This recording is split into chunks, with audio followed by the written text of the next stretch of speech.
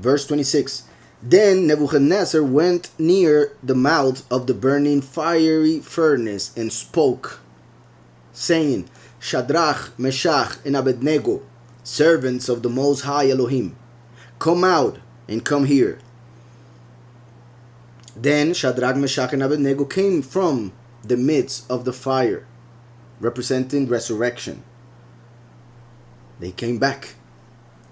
And the satraps, administrators, governors, and the king's counselors gathered together, and they saw these men on whose bodies the fire had no power.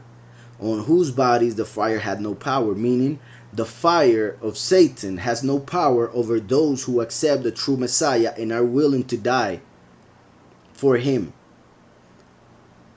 So that is why if we fear Yahweh, we shouldn't fear Satan. We shouldn't fear hell, because Yahweh will protect us from all those creations. Even if we deserve them, once we accept Messiah, we are forgiven. Once we live our lives according to what he told us, then he guides us to his kingdom instead of to the fire. So, and they saw these men on whose bodies the fire had no power. The hair on their head was not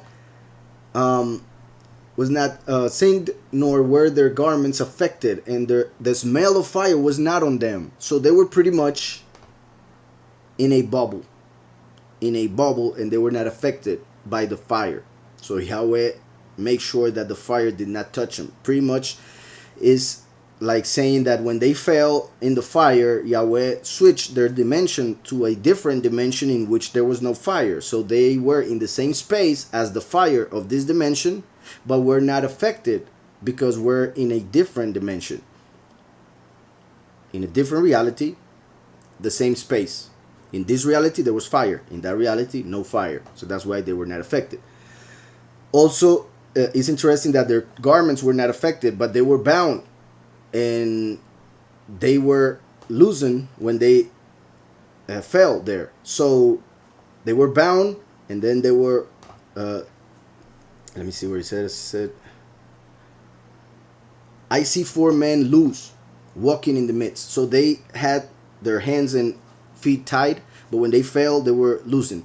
So that represents the sins of the flesh that once they die will be taken away, so that they are loosened.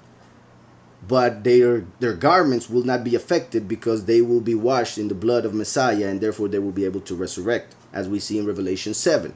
They washed their clothing, their garments in the blood of Messiah, and that's why they are justified. But they were bound and they were loose then.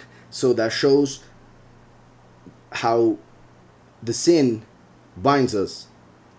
And some people, those who do not accept Messiah, in order to be loosened from those bonds, they will be freed from those bonds until they are killed.